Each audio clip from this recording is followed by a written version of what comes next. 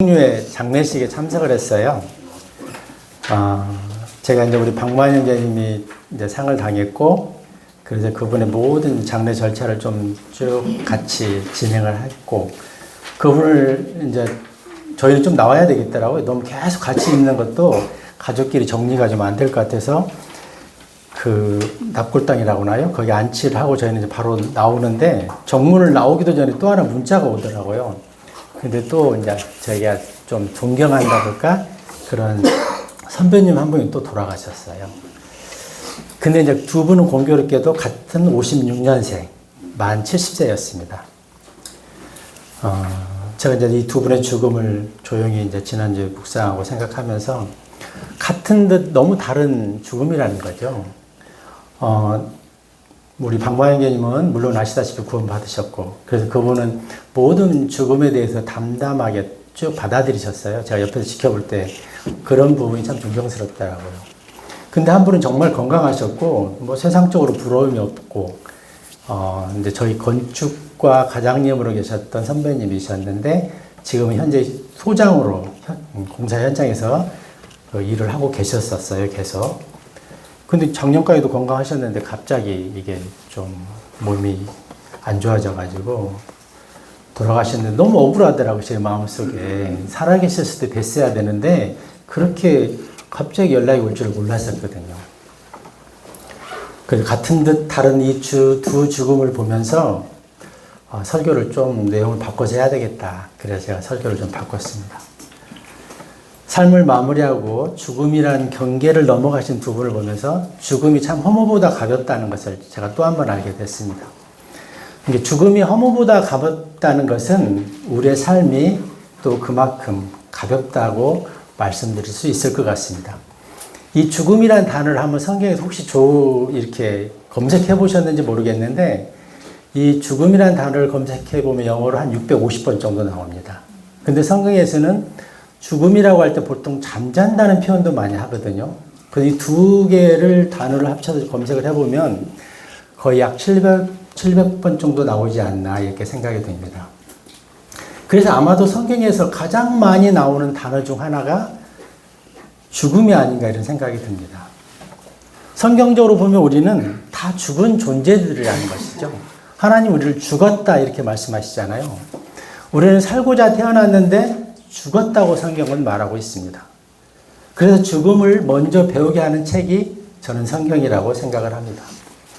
성경에서 맨 처음 죽음에 대한 언급은 우리가 아시다시피 창세기 2장 17절 말씀입니다. 너희가 선악을 알게 하는 나무 열매를 따먹으면 반드시 죽을 거라고 이렇게 말씀하고 있습니다. 그래서 불순종이 죄가 되고 죄가 사망으로 연결되는 이 카테고리를 주님께서 말씀하시고 있습니다. 그리고 창세기 3장 4절 5절에 보면은 또 사탄도 최초로 던진 말이 죽음과 관련된 말이에요. 너는 죽지 않을 것이라고 사탄은 그렇게 또 말하고 있었습니다. 그래서 창조의 책, 시작의 책인 창세기의 마지막 장, 마지막 절, 50장 26절에 보면 관이라는 걸로 말씀을 맺고 있습니다. 그리고 구약의 마지막, 말라기서 4장 6절, 마지막 절도 컬스, 저주라는 말로 끝을 냅니다. 창세기 3장에 아담이 하나님께 불순종한 이후에 우리 모두는 죽은 자로 태어난다는 것입니다. 누구라도 태어난 상태 그대로 쭉 살면, 그대로 쭉 가면 그 끝은 죽음입니다. 살려고 태어났는데 죽었다는 사실이 인생을 고통스럽게 만듭니다. 그래서 하나님은 사람들에게 죽음을 통해서 사는 방법을 알려주고 있는 것입니다. 죽음을 늘 기억하며 살고 죽음을 가까이 하면서 사는 그 사람이 그리스도인들입니다. 저희는 늘 죽음을 늘 상상하고 죽음을 늘 기억하고 늘 나의 자아를 십자가에 못 박기 때문에 우리는 죽음이 그렇게 낯설지 않은 사람들입니다.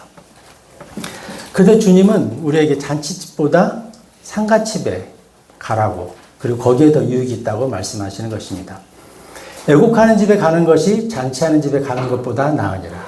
이는 그것이 모든 사람들의 끝이기 때문이라. 전도서 7장 2절 말씀입니다. 그리스도인은 늘 죽음을 생각합니다. 죽음을 전제로 살아간다는 것입니다. 우리라는 존재는 자아가 죽어야 살기 때문입니다. 그러나 세상 사람들은 죽음이라는 단어를 몹시 싫어한다는 것이죠. 싫어하는 정도를 넘어서 죽음은 공포 그 자체로 생각합니다.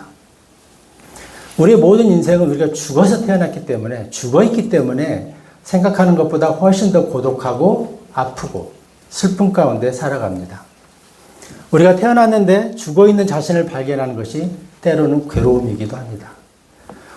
제가 갔을 때 대부분의 화장장은, 그 수도권에 있는 화장장은 노가 20개 정도 있더라고요. 근데 새벽부터 줄 서 있어요, 정말. 요즘은 정말 많이들 돌아가시더라고요. 그런데 슬픈 것은 정말 우리가 또 다른 각도에서 보면은 망자를 배웅하러 오는 사람들을, 그들을 자세히 보면 그분들도 다 죽음의 번호표를 받은 사람들이라는 것이에요. 그래 나와 죽음 사이는 단 한 걸음 사이라고 다윗은 사무엘상 20장에서 말씀하고 있습니다. 이 땅은 우리가 다 잘 알다시피 사탄의 왕국입니다. 사탄은 거짓과 살인과 속이는 자의 대가입니다. 그렇기 때문에 우리가 아무리 열심히 노력하고 열심히 살고 그리고 우리가 정성껏 우리의 삶을 가꾸고 살아간다 하더라도 결국은 죄와 죽은 자로 우리는 귀결되어 있다는 것입니다. 성경은 의인은 없나니 한 사람도 없다고 로마서 3장 10절에서 말씀하고 있습니다. 그 이유는 내 의지와 상관없이 우리는 마귀에게 속해 있다는 것이죠. 그래서 우리는 삶과 죽음 사이에 늘 존재합니다. 그리고 그거를 우리가 통제할 수가 없다는 것이죠. 그게 슬픈 사실이죠. 그래서 우리는 그 삶과 죽음이라는 그 시간의 선택, 그 시간 속에서 바른 선택을 해야 된다는 것입니다. 선택의 결과가 그 사람의 운명을 결정합니다. 아담은 자신의 자유의지로 하나님의 명령에 불순종하고 마귀를 택했습니다. 그러나 우리에게는 영원한 생명의 선물이 주어졌다는 것입니다. 그것이 하나님의 은혜요, 하나님의 선물입니다. 우리가 이 선물을 받으면 내 것이 될 수 있는 것이죠. 그렇지만 받지 않으면 나와 상관없는 것이 된다는 것입니다. 우리가 이 선물을 받기만 하면 우리가 상상하는 것 이상의 놀라운 삶의 은혜를 경험하며 살 수 있다는 것입니다. 그러나 이 선물을 받느냐 안 받느냐에 따라서 우리의 결론은 하늘과 땅이냐, 하늘 왕국이냐, 지옥 형벌이냐로 갈라진다는 것입니다. 56년생으로서 70평생을 사셨지만 아마도 지나가고 보면 70은 정말 안개와 같은 시간이었을 것입니다. 두 분의 삶은 매우 비슷했지만 또 결과적으로 너무나 달랐다는 것입니다. 한 분은 하나님의 은혜, 그 선물을 받아서 살았고 한 분은 하나님의 은혜를 모르고 살았다는 그 딱 하나의 차이입니다. 두 분 모두 최선을 다해 사셨고 정말로 선하게 사셨고 호인으로 사셨습니다. 그런데 그 결과는 너무나 참담하다는 것입니다. 다시 한번 고린도전서 15장 45절을 한번 같이 읽어볼까요? 시작. 그리하여 기록되기를 첫사람 아담이 살아있는 혼이 되었느니라 한 것과 같이 마지막 아담은 되살려주는 영이 되셨느니라. 첫사람 아담과 마지막 아담은 어떤 차이가 있냐는 것이죠. 왜 마지막 아담이라고 하셨을까요? 이 마지막이라는 단어 속에 하나님이 계획하신 놀라운 은혜와 의도하심이 있습니다. 첫사람 아담은 타락한 본성을 가진 인류의 조상입니다. 아담은 살아있는 혼, 땅의 생명으로서 애창조의 대표자입니다. 누구도 예외 없이 조상을 따라 올라가면 이 아담을 만나는 것입니다. 우리의 조상은 올라가면 원숭이가 나타나는 게 아니라 이 아담이 나타납니다. 이 계보는 죄 아래에 있고 타락한 본성을 가지고 있습니다. 혼과 몸은 잠시 살아있을 것이나 영은 죽은 상태입니다. 이 아담은 우리한테 여기 말씀에 보면은 살아있는 혼이 되었느니라 이렇게 말하지만 영은 죽었다는 것입니다. 그래서 아담 안에 있는 모든 인간은 예외 없이 죄와 사망의 형벌 아래 있습니다. 그런데 예수님이 이 저주와 죽음의 계보를 끊으시기 위해 마지막 아담으로 오셨다는 것입니다. 마지막이란 뭐죠? 끝이 났다는 뜻입니다. 어떤 상황이나 흐름에 종지부를 찍었다는 말입니다. 아담의 계보를 끝을 냈다는 것입니다. 마지막 아담이라 하신 것은 예수님이 아담으로 시작된 죄와 사망을 끊으셨다는 것입니다. 만약 둘째 아담으로 오셨다면 아마도 셋째 아담, 넷째 아담이 필요했을지도 모릅니다. 그러나 예수님은 마지막 아담이 되셨다는 것입니다. 그래서 이 말은 우리에게 매우 의미 있는 말씀이 되는 것입니다. 인간 예수님이 옛 창조를 끊고 마지막이 되셨기 때문입니다. 창세기 5장을 한번 보실까요? 창세기 5장에 보면 아담의 계보가 쭉 나옵니다.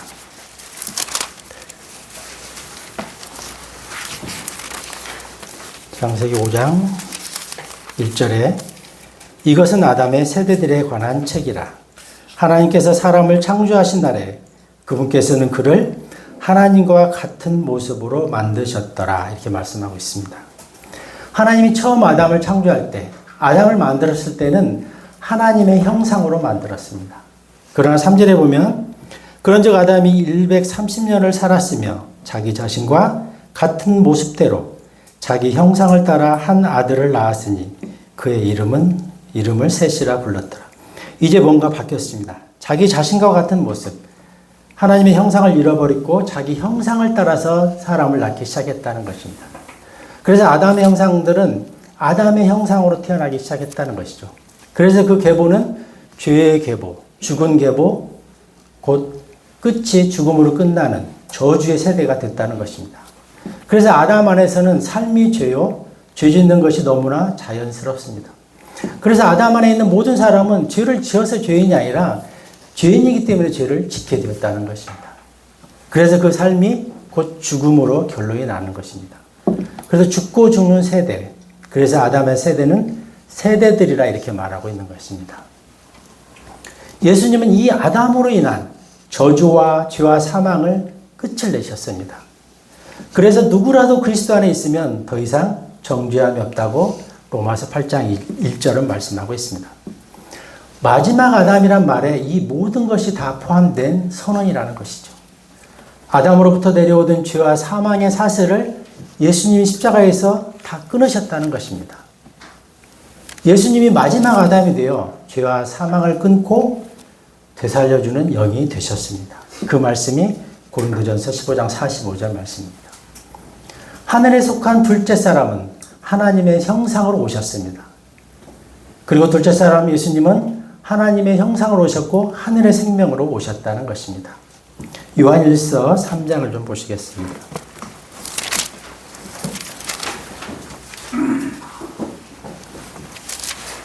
요한일서 3장 5절을 제가 한번 읽어보겠습니다.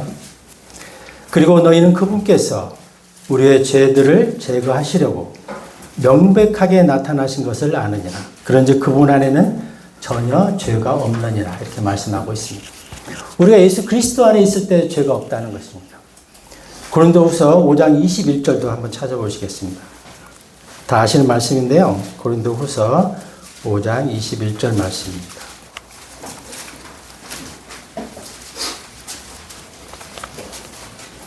이는 하나님께서 죄를 전혀 모르셨던 예수님을 우리를 위하여 죄가 되게 하셨기 때문이니 우리로 하여금 그분 안에서 하나님의 의가 되게 하려 하심이라. 이렇게 말씀하고 있습니다. 예수님은 죄 때문에, 죄의 삭스로, 바로 나의 죄 때문에 십자가에 돌아가셨다는 것이죠. 죄의 삭스로 희생제물이 되어서 죽으셨다고 로마서 6장 23절을 말씀하고 있습니다.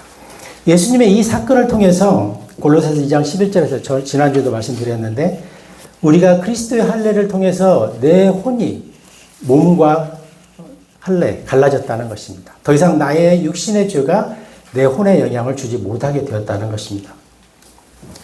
요한일서 3장 9절에도 보면 이렇게 되어 있습니다. 그런 누구든지 하나님께로부터 태어난 자는 죄를 짓지 아니하느니라.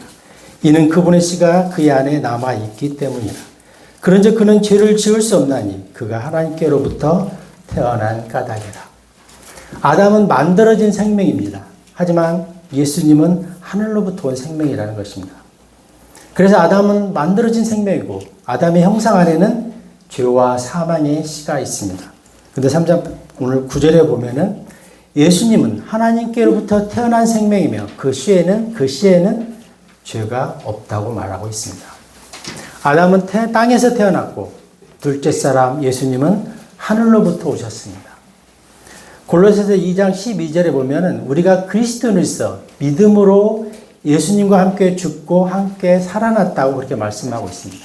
그래서 예수님이 십자가에 못 박히실 때 나도 그 자리에서 같이 죽고 부활하실 때 나도 같이 부활했다는 게, 그래서 하나가 되었다는 게 골로새서 2장 12절의 말씀입니다. 우리는 이미 예수님 안에서 내가 믿음으로 받아들이는 순간 예수님과 함께 죽고 예수님과 함께 살아났습니다. 그게 우리가 침례가 상징하는 표현입니다. 우리가 믿음으로 이미 그 일이 이루어졌다는 것이죠. 그래서 마태복음 1장, 예수 그리스도의 세대 안에는 죽음이 없습니다. 예수님 안에서는 우리는 영원히 사는 세대입니다. 영원한 하나님의 생명으로 사는 세대라는 것입니다. 죽지 않는 세대. 그래서 우리 모두는 한 세대라는 것이죠. 아마도 우리는 이 다음에 다 바울도 만나고 모세도 만날 텐데 다 형제로 부를 것입니다. 그래서 우리는 교회 안에서 때로는 좀 이상하긴 하지만 아주 어린 아이들도 나이 드신 분한테 형제님 하잖아요. 우리는 다 한 세대라는 것이죠. 우리는 다 그리스도 안에서 하나가 되었기 때문입니다. 그래서 그리스도인은 하나님으로부터 태어난 자들인 것입니다. 우리는 아담의 유전자가 아닌 하나님의 씨의 하늘로부터 태어난 자들인 것입니다. 고린도서 15장 47절에 그래서 둘째 사람이라는 것이죠. 첫째 사람 아담의 세대는 하나님 십자가에 다 못 박았습니다. 그리고 예수 그리스도로부터 새로운 둘째 사람이 시작된 것입니다. 이게 마지막 아담이기도 합니다. 원래 인류는 한 사람, 한 조상만 존재했습니다. 그래서 모든 인류는 아담 안에 있었고 다 죽은 존재였습니다. 그러나 이제 아담의 계보, 그 후손은 끝이 났습니다. 예수님으로부터 새로운 세대가 시작된 것입니다. 우리가 꼭 이 일을 통해서 기억해야 할 사실은 아담 안에 있던 죄와 죽음이라는 저주는 인류에게 끝이 났다는 것입니다. 둘째 사람 예수님으로 인한 새 생명이 이미 시작된 것입니다. 첫사람 아담은 죄와 사망이요 땅의 생명이었습니다. 그리고 땅의 통치자 마귀의 자녀였다는 것입니다. 그러나 이제 둘째 사람 예수 그리스도는 하늘의 생명이요 하나님의 자녀입니다. 예수님이 이미 모든 사람을 다 구원해 주신 것이에요. 이미 첫째 아담을 끊으시고 둘째 아담 예수님 안으로 모든 생명을, 모든 사람을 다 구원해 주셨다는 사실입니다.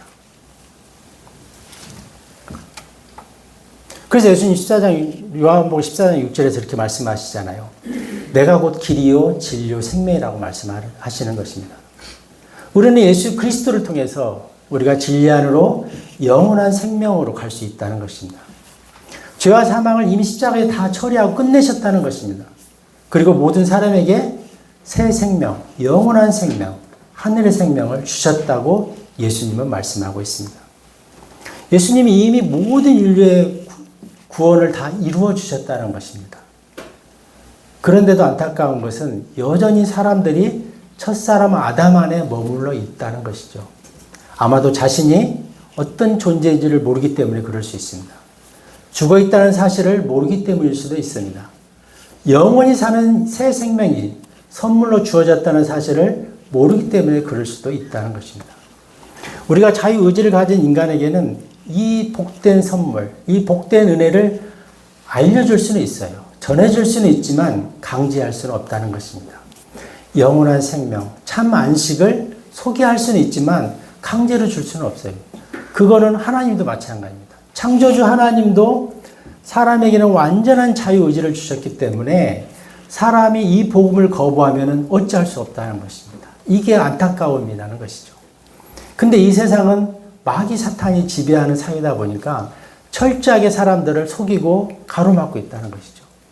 이게 공짜인데 우리 속담에 양재물도 어쩌지 하잖아요. 이거는 비교가 안 되잖아요. 근데 이걸 받아들이지 않아요. 오히려 이 말씀을 전하면 화를 내는 사람들도 있다는 것입니다. 이게 너무나 안타까운 사실이죠. 칼보리 십자가에서 예수님께서 이미 이 저주의 사슬을 다 끊으셨다는 거예요. 그리고 새로운 생명으로 창조를 시작하신 것입니다. 근데 이걸 받아들이지 않는 거죠. 제가 이 대목에서 우리 그 선배님을 생각하면 너무 안타까웠어요. 와, 이게 선물인데 이거를 받아들이지 않아서 돌아가셨어요. 제가 몇 번은 전하긴 했는데 그분이 참 마음이 열려 있었어요. 그럼에도 결정적인 결정을 못 하셨어요. 그러니까 이게 참 제가 이번에도 또 느꼈는데 너무 친한 사이면 복음을 전하기가 좀 어렵습니다. 갑자기 웃고 떠들고 교제하다가 딱 안면을 정색하고 우리 선배님은 죄인입니다. 죄 때문에 지옥에 없는 이게 잘 안 되는 거예요. 돌려서 애누르러서 이 얘기를 하다 보니까 이분은 마음이 열려 있었는데도 잘 안 됐어요. 이게 너무 안타까운 결과가 되고 말았습니다. 이게 거저받는 선물인데 이제 죽은 망자에게는 고인에게는 기회가 없다는 것입니다. 이게 너무나 안타깝습니다. 저와 여러분은 이 선물을 받아서 이제 영원한 생명을 가졌고 소유하게 되었습니다. 그런데 거부한 사람은 아담 안에서 여전히 사탄의 종으로 죽음과 저주를 맞이한다는 것입니다. 구원은 거저 주신 하나님의 선물이요 은혜입니다. 근데 로마서 10장 9절에 이 말씀을 한번 찾아서 같이 좀 봅시다. 로마서 10장 9절.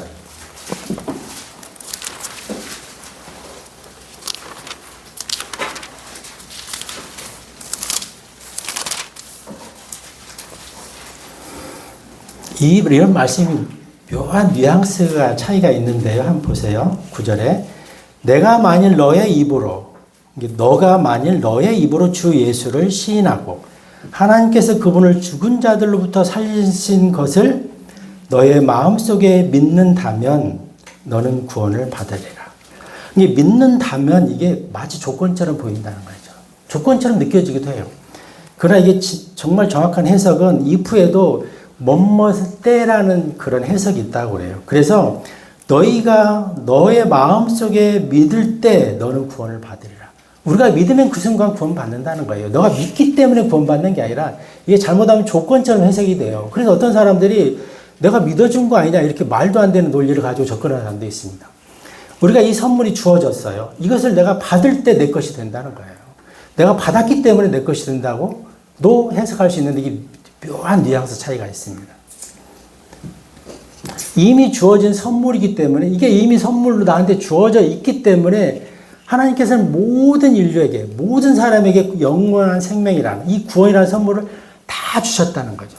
그런데 내가 이 선물을 내 것으로 받을 때 바로 내 것이 된다는 것이죠. 전혀 조건이 없습니다. 사도행전 16장 31절도 한번 보실까요? 이런 번역이 조금씩 약간 그 오류라고 하면 오류일 수 있습니다. 16장 31절에 빌립보 감수와의 이야기인데요. 내가 어떻게 하면 구원을 받으리까 이렇게 질문을 했어요. 그러자 31절에 그러자 그들이 말하기를 주 예수 그리스도를 믿으라. 그리하면 너는 구원을 받을 것이요. 그렇게 말씀합니다. 아니에요. 믿으라. 그때 너는 구원을 받을 것이라는 거죠. 내가 받기만 하면 바로 내 것이 되는 거예요. 믿어서가 아니라 믿는다는 게 곧 받는다는 의미잖아요. 리시브잖아요. 그래서 누구라도 이 선물은 이미 다 주어졌다는 거죠. 예외가 없어요. 흑인이든 백인이든 배운 자든 안 배운 자든 아니면 연령이 어르신이든 아이든 이 선물은 주어졌다는 것을 알고 받으면 그때 내 것이 되는 것입니다. 그래서 마치 믿으면 이렇게 하면은 조건처럼 들릴 수 있는데 믿을 때 구원받는다는 것입니다. 고린도전서 1장 30절에도 예수 그리스도 안에서 이루어진 구원은 선물이라는 거죠. 구원은 절대로 내 안에서 이루어지지 않습니다. 내가 믿었기 때문에 받는 것도 아니에요. 그리스도 안에서 예수 그리스도 안에서 이루어진 선물이라는 것입니다. 우리가 이게 작은 뉘앙스 차이지만 잘 이해를 하셔야 돼요. 그래서 구원은 절대로 조건이 아니라는 것입니다. 내가 예수 그리스도를 나의 구주로 받아들이면 그 순간 우리는 구원받습니다. 누구라도 받을 수 있는 선물이 이 놀라운 선물입니다. 십자가의 두 강도도 그랬잖아요. 믿을 때 바로 구원받았어요. 그는 교회 가서 하나님을 찬양할 기회도 없었고 헌금할 시간도 없었고 예수 그리스도를 위해서 뭔가 헌신할 기회도 없었습니다. 그는 믿는 그 순간 구원받았다는 것입니다. 우리가 하나님과 관련된 모든 것, 칭의니 성화니 영화니 우리가 영적으로 성장하는 건 모든 것도 다 선물이라는 것입니다. 내가 노력해서 영적으로 성장할 수 없습니다. 다 받아서 성령 하나님께서 나에게 깨달음을 주시고 말씀을 통해서 그때그때 알려주셨기 때문에 우리가 성장할 수 있다는 것이죠. 영적인 것은 100% 선물입니다. 왜? 우리가 노력해서 받을 수 있는 그 정도로 가벼운 것들이 아니기 때문에 그렇습니다.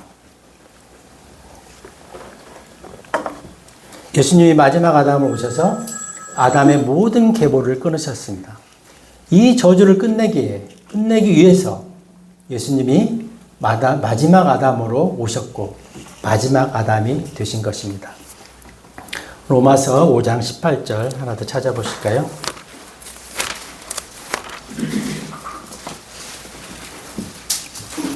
로마서 5장 18절 말씀입니다.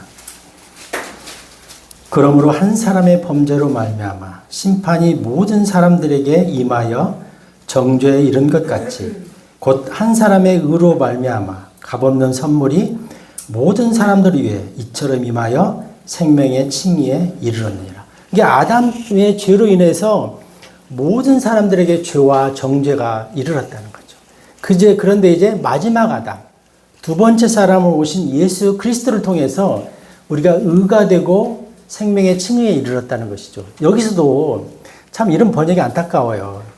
곧 한 사람의 의로 말미암아 값 없는 선물이 모든 사람들에게 임하였다. 이렇게 말씀하겠네요. 이 영생이 값 없는 선물은 아니라는 거죠. 이 세상에 무엇과도 바꿀 수 없는 선물이죠. 거저 주시는 선물이죠. 이게 값이 없는 선물이 아니라는 거죠. 그래서 정말 거저 주시는 선물, 정말 우리가 세상 걸로는 결코 살 수 없는, 세상을 다 팔아도 살 수 없는 이 영원한 생명을, 이 진리를 거저 주시는 선물이라는 거죠. 값없는 선물이 결코 아닙니다. 거저 주시는 선물이라는 것입니다. 우리가 그리스도 안에 있으면, 아담 안에서 우리가 정죄를 받았듯이 그리스도 안에 있으면 우리는 그 예수님으로 인해서 의가 우리에게 전가되고 생명을 얻는다는 것입니다. 그리고 생명의 칭의에 대해서도 우리가 조금 더 주의할 점이 잘 아시겠지만 조금 한번 이런 건 짚고 가는 게 좋을 것 같습니다. 우리가 칭의라고 하면은 의롭다 하신 거, 의롭다고 선언해 주신다는 말이잖아요. 이게 이 말을 우리가 잘 새겨 보면은 우리가 의롭게 됐다는 게 아니에요. 우리는 죄의 상태에서 이미 죄인이었고 죽을 수밖에 없었는데 하나님께서 예수님을 우리가 받아들이는 순간 하나님께서 예수님을 보시고 죄가 없다고 인정해 주시는 거예요. 그렇다고 해서 내가 죄가 없는 게 아니라 죄 없는 사람으로 사면장과 같은 거라는 거죠. 우리는 여전히 죄 가운데 있습니다. 그래서 우리가 말씀을 통해서 우리가 성장해야 되는 것이죠. 하나님께서 나를 의롭다고 여겨 주시는 것하고 내가 의롭게 된 것하고 너무 차이가 달라요. 다만 그냥 하나님의 은혜로 예수 그리스도로 가려져 있는, 예수 그리스도로 옷 입고 있는 우리를 의롭다고 여겨주는 것이죠. 우리는 여전히 구원받기 전이나 후나 여전히 죄 가운데 있습니다. 단 우리는 이제는 예수님의 하나님의 씨가 우리 안에 들어왔기 때문에 이제부터는 내가 그리스도의 생명으로 살아갈 수 있는, 선을 행할 수 있는 능력은 주어졌다는 거죠. 그 차이일 뿐입니다. 하루아침에 구원받았다고 그 사람이 180도 바뀌는 건 아니에요. 조금씩 성장할 수밖에 없다는 것이죠.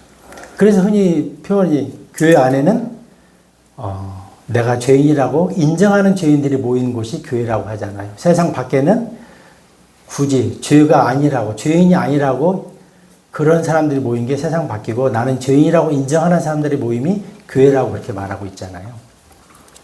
그래서 우리는 결코 의인이 아직 된 건 아니에요. 하나님의 은혜로 우리를 의롭다고 인정해 주는 것 뿐이라는 것입니다. 그래서 칭의는 하나님 우리를 의롭다고 인정해 주는 것은 예수님 안에서 가지는 의라는 것이죠. 내 안에서 나오는 게 아니에요. 그래서 우리는 자아는 끊임없이 죽여야 된다는 것이죠. 바울이 날마다 죽노라고 하는 게 그런 의미라는 것입니다. 빌립보서 3장 9절 한번 보실까요?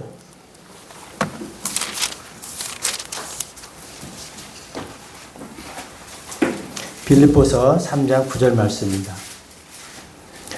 또 율법에서 비롯된 나 자신의 의가 아닌 그리스도의 믿음을 통하여 난 의, 곧 믿음으로 말미암은 하나님의 의를 가지고 그분 안에서 발견되고자 함이며, 나 자신에게서 난 의가 아니라는 것이죠. 그리스도 안에서 발견된 의라는 것이죠. 그리스도라는 울타리 안에 있을 때 발견된 그 의라는 것입니다. 그래서 증인은 단지 죄 용서가 아니라 우리가 그리스도 안에서 계속해서 자라갈 수 있는 이제 환경이 됐다는 것입니다. 그래서 로마서 5장 10절에 아담으로 인해 모든 사람이 죄인이 되었고 사망에 이르렀다면 이제는 예수님 안에서 우리는 누리게 되는 은혜와 풍요함과 의와 선물이 넘치게 주어졌다는 것입니다. 그래서 마지막 아담으로 오신 예수님의 은혜와 풍요는 첫사람 아담으로 시작된 죄와 저주하고는 비교될 수 없다는 것이죠. 그것하고는 비교될 수 없는 은혜의 풍성함이 우리한테 주어졌다는 것입니다. 말씀을 정리하도록 하겠습니다. 여러분은 아담 안에 있습니까? 아니면 그리스도 예수님 안에 있습니까? 모든 사람은 태어나는 순간 아담 안에 있었습니다.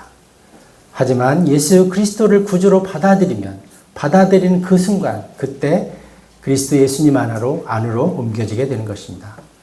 타락한 인류로 시작된 아담의 계보에서 이제 새 생명 예수님에게로 바뀌는 것입니다. 우리는 더 이상 죄와 사망 아래 있지 않습니다. 우리가 만나는 모든 사람이 지옥과 사망과 저주의 길로 가는 이유는 딱 하나입니다.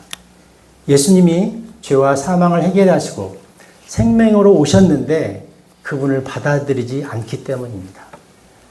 세상 사람들이 지옥에 가는 이유는 정성이 부족해서도 아니요, 노력이 부족해서도 아닙니다. 구원의 선물을 거부했기 때문입니다. 그래서 요한복음 1장 12절에 하나님의 자녀가 되는 권능은 받아들임으로써 주어진다고 말씀하고 있습니다. 영접하는 자, 곧 그 이름을 믿는 자들에게는 하나님의 자녀가 되는 권능을 주셨다고 했잖아요. 받아들이면 내 것이 되는 게 이 놀라운 그리스도의 선물이라는 것입니다. 저는 이번 장례식에서 한 형제님의 장례는 비록 슬픔이 있고 이별이 있었지만 다시 만난다는 것을 알기 때문에 편히 보내드릴 수가 있었습니다. 그러나 구원받지 않은 선배님을 생각하면 가슴이 미어져요, 사실은. 선하신 분이었는데 너무 안타깝더라고요. 제가 한강변을 막 달리는데 그분을 생각하면 막 꺾고 울음이 나더라고요. 세상적으로 어떻게 그런 표현도 있을 수 있잖아요. 형편없이 살았다면 별로 아쉽지 않을 수도 있겠지만 어떤 면에서는 우리보다도 더 선하게 사셨는데 이 선물을 받지 않았기 때문에 이제 더 이상 기회가 없다는 게 너무 안타깝더라고요.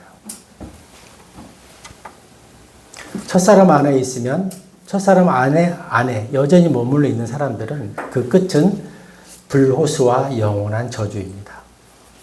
에베소서 2장 1절 한번 보실까요? 에베소서.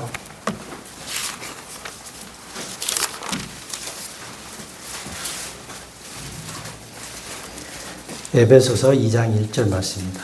그런즉 범법들과 죄들 가운데서 죽었던 너희를 그분께서 되살아나게 하셨네요. 우리가 이미 죽었었다는 것이죠. 근데 예수님께서 되살아나게 하셨다는 것입니다. 그래서 우리는 아담 안에서 이미 죽어 있었는데 그리스도께서 우리를 하늘의 생명으로, 영원한 생명으로 살게 해 주셨다는 것입니다. 그래서 6절에는 우리가 변화된 이 신분에 대해서 말씀하고 있습니다. 고린도 에베소서 2장 6절을 같이 보시면요. 한번 같이 읽어볼까요? 에베소서 2장 6절입니다. 그리고 우리를 함께 일으키셨으며 우리를 그리스도 예수 안에서 하늘의 처소들에 함께 앉히셨느니라. 우리는 신분적으로 이미 셋째 하늘에 앉아 있다는 거예요. 셋째 낙원에 속해 있다는 것이죠. 1절에서 죽어 있었던 우리를 예수님이 갈보리 십자가에서 못 박혀 죽으시고 우리의 죄값을 치르심으로 우리가 이미 믿는 자는 셋째 하늘로 차리 이동을 했다는 거예요. 우리가 이 땅에서 영원히 살지 않습니다. 이 땅에서 우리가 부경화를 누리는 사람도 있겠지만 우리는 이 땅에서 아픔 속에 살 수도 있어요. 그렇지만 우리의 진짜 신분은 셋째 하늘에 있다는 것입니다. 그걸 기억하면 우리가 이 땅에 오늘 살아갈 때 조금 힘들어도 충분히 이겨낼 수 있는 힘이 될 거라고 생각이 됩니다. 사람이 죽어서 영원한 지옥의 심판을 받는 이유는 계속해서 제가 반복하지만 단 하나입니다. 예수님을 받아들이지 않았기 때문입니다. 조건이 없어요. 내 노력도 필요 없어요. 아파트 당첨권보다도 훨씬 쉽습니다. 그런데 이 은혜의 선물을 거부한다는 것이죠. 이게 너무 안타까운 것이죠. 우리는 인생이 대단한 것처럼 생각하지만 사실은 호흡이 멈추면 그 순간 모든 것은 끝이 납니다. 그런데 죽음 후에 그 감당해야 될 무게는 너무 크다는 것이죠.